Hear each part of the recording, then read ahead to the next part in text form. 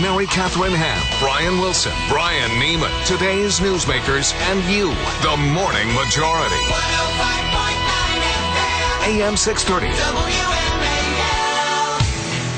6:37 with the Morning Majority. Lanny Davis is on the line, crisis management guru. Last week we were talking about Herman Cain. I wanted to talk about Penn State, Lanny. It's been well documented that I'm not too happy with what's going on up there, nor a lot of other Americans. I'm just curious, though, when you have people who are in charge that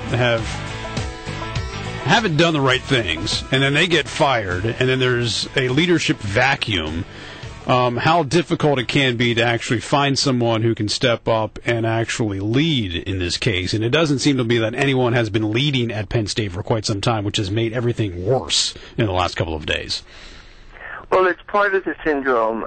We've talked about it before, that when something bad happens, that there isn't someone in the room, an adult in the room, who fast forwards and is able to predict with an 80% certainty what happens when this comes out. And let's start acting now, ready for it to come out. So let's assume that that had happened.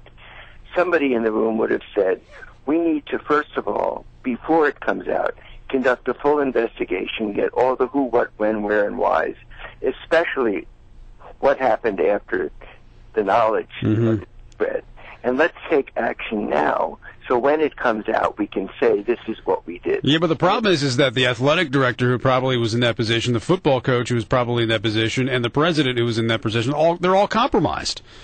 They all compromised both their own responsibility, so that's what you mean by compromise. But if they had said to themselves, when this comes out, we're in the middle of this, we either have to resign or we have to conduct an investigation and resign. We have to do something ahead of the curve rather than after. That's the main secret here, is to act before it all happens rather than do it in response when it's too late. You know, Lanny, over the years, you and I have both witnessed things in this town involving Democrats, Republicans, or people that are very much in the public eye where they've screwed up.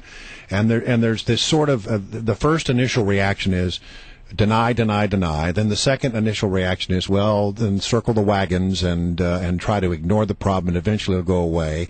And then it just never goes away, and it's drip, drip, drip, drip, drip, and then eventually you have to come clean. Isn't it always good advice to just come clean off the top and say you're sorry? Yes. And the mystery is how many times we talked about this, about Herman Cain a little while ago, a couple of weeks ago on this program, and now we're at Penn State.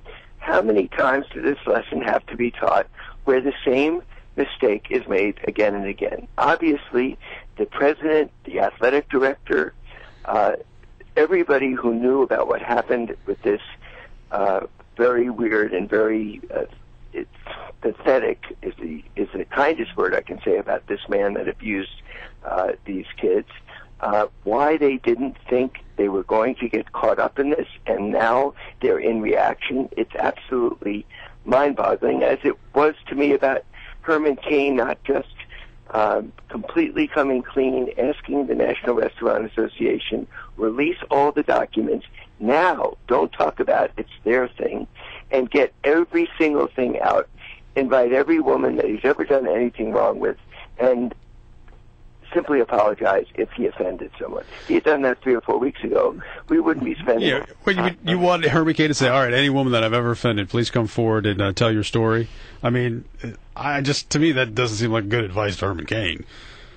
Well, you mean he's better off now having not done that? Yeah, I do. I mean, I don't know if I would say, any woman that I've ever offended come forward, and then you're like opening yourself up for women who he's never met before, or women who he's could be looking for things.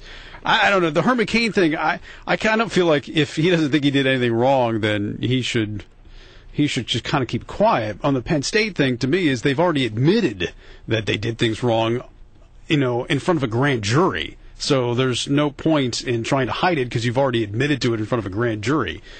Cain, I just think that it's hard to compare the two scenarios, I guess is what I'm saying. I'm not saying Cain should say something he doesn't mean.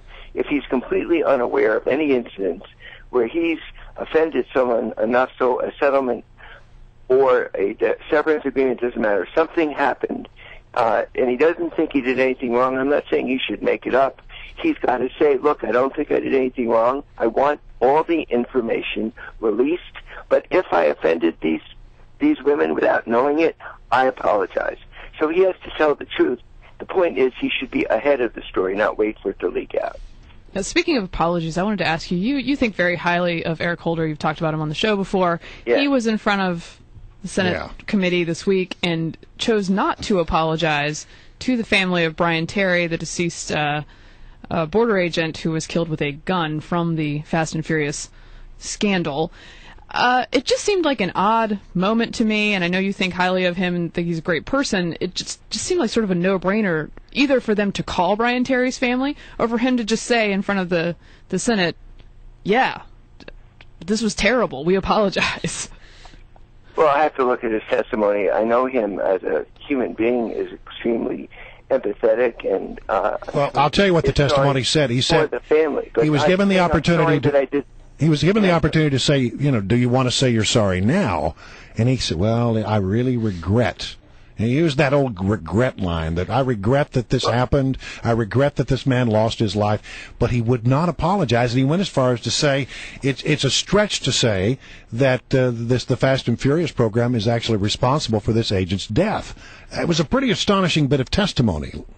Well, I think where he's drawing the line is apologizing that he did something wrong, as opposed to the tragedy that he's sorry for, that any man lost his life, that one can trace to a law enforcement program that went awry. What's hypocritical here is the very people who are asking him to apologize didn't ask Attorney General Mukasey or Alberto Gonzalez.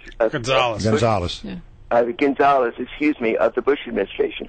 Why are they using a double standard? This program... Well, because when a person dies, it actually ups the ante quite a bit. That's why. Well, we don't know who died under the Bush administration. We know that Eric Holder did not know about the... It just seems to me that if the standard is Herman Cain should apologize... Is he supposed to say, I'm sorry for something I didn't do? Well, here's the thing. If Herman Cain is supposed to apologize, even if he thinks he didn't do anything wrong, in case he offended someone, it seems like the polite thing to do to say, oops, we got someone killed, and I was at the head of this ship, and I apologize. That seems logical. Well, like the human thing to do, Lanny. I agree that he can make a distinction between apologizing if he didn't know about it.